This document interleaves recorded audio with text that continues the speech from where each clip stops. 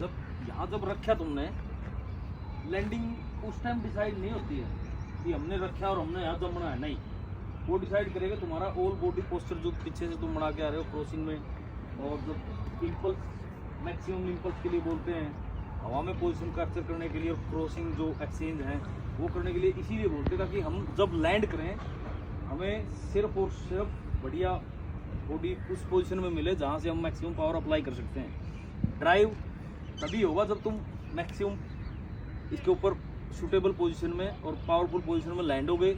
और लैंड होती with in no time, हरी बात समझ में, विद इन नो टाइम ये पैर मूवमेंट करेगा। करके दिखाइए राइट वाला। रोकने की जरूरत नहीं है इधर। रोकना क्यों पड़ता है? या तो तुम एक्सचेंज नहीं करते हो पैर को इम्पल्स पे। जब यहाँ ये ऑलरेडी लैंड हो रहा होता है ना, ये आगे ऑलरेडी आगे होता है पैर अपने अपनी विड्थ के हिसाब से। ये कोई पैरामीटर नहीं है, मैक्सिमम लोएस्ट होना चाहिए ज़मीन से, बस यही पैरामीटर है। तुम्हारी विड्थ जितनी है, तुम्हारी कैपेसिटी जितनी है, उसके हिसाब से लंबा होगा, ऊंचा नहीं होगा, लोएस्ट। एक्टिव होगा नी, पंजाबी थोड़ा एक्टिव हो जाएगा।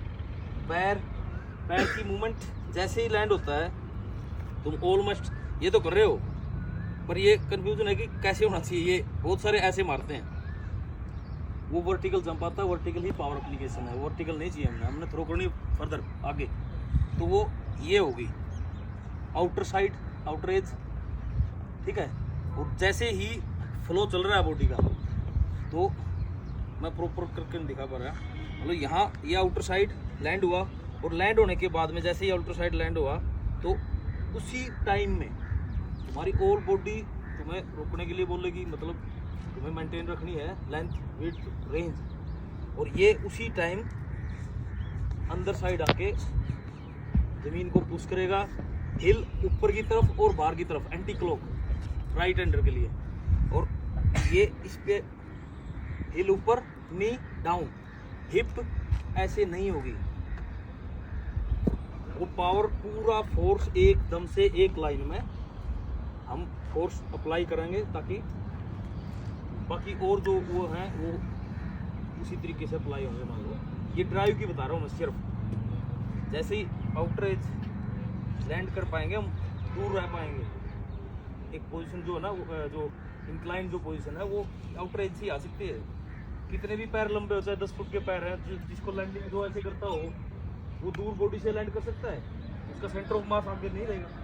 मेरा अब ज़्यादा है आगे, क्लियर दिख रहा है। ये यहाँ से ये सेंटर ऑफ मास अभी ज़्यादा पीछे रह रहा है। ये अगर मैं करता हूँ तो नहीं है। अनजान आदमी को पता लग गया भाई इसके बॉडी मास आगे शिफ्ट हो जाएगा बहुत जल्दी। ये होगा 100% यही होगा।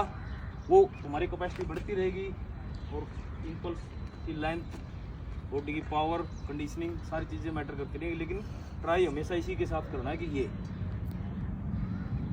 पैर का अगर लैंडिंग बोल रहे हैं भाई क्या होना चाहिए, तो वो इंडिविजुअली है। हर कोई जिसका पावर एप्लीकेशन बहुत क्विक हो जाता है, और जो मास्टर हो जाता है वो बहुत कम सरफेस में यूज करके भी मार देते हैं। जैसे जलेजे बहुत ही मतलब ऑल आउट थ्रो में तो ऑलमोस्ट उनका कई बार सिर्फ और सिर्फ टो भी टिक जाता है।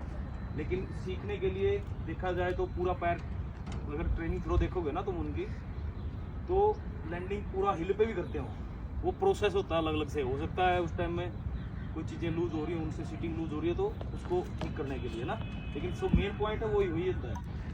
जो ऑल ओवर सबके लिए सूटेबल पोजीशन है वो है बॉल ऑफ द फुट। इसमें टो पे रहोगे तुम, स्टेबल कम रहोगे, पूरे पैर पर रहोगे, पोजीशन ज़्यादा पैसिव हो जाएगी, तुम एक्टिव नहीं रहोगे एकदम से, मतलब पावर एप्लीकेशन बहुत स्लो हो जाएगी। बॉल सबसे बेस्ट है, बॉल बीच का। उसके आगे अकॉर्डिंगली जो चीज़ें हैं वो इम्प्रूव होती जाती है। सबसे मेन यही है कि तुम बेसिक ये चीज़ है, और बेस्ट भी यही है। समझ रही है?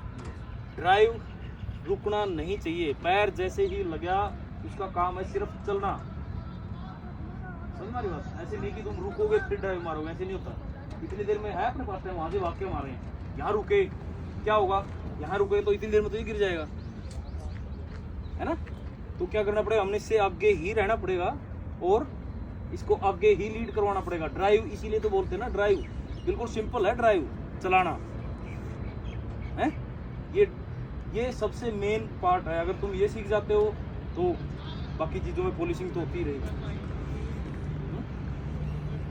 इसको क्लियर करो कि मैंने ये यहाँ मैक्सिमम पीछे रखना है, हाथ रीच वीच जो है अपनी सीटिंग पे इन पे डिपेंड करती है, और उसको पावर में जो कन्वर्ट करके हम वो लाते हैं उसमें सबसे मेन होता है ड्राइव। तुम ड्राइव जितना दूर से रख के जल्दी उसी time within no time apply कर दोगे तो मतलब ही नहीं, तुम्हारी रेंज वैसे ही बढ़ जाएगी बहुत ज़्यादा लंबी, क्योंकि तुम यहाँ होगे और वहाँ से पावर वहाँ थ्रो स्टार्ट हो जाएगी, और एक तुम यहाँ जाके थ्रो स्टार्ट करो, बहुत फर्क हो गया ना। ये अगर चल गया तो तुम्हें जो ज़्यादा नहीं कहता मैं, 60% जो आर्म पुलिंग वाली एल्बो पुल वाली जो प्रॉब्लम है ना, वो इसी वजह से आती है कि तुम पहले ये लैंड हो जाता है, उसके बाद में स्पेस ही नहीं है अपने पास, बॉडी के पास रूम नहीं बचता कि थ्रो कहाँ करनी है। क्या करेगा फिर, ये रूम तो बनाएगा ना थ्रो करने के लिए, है ना।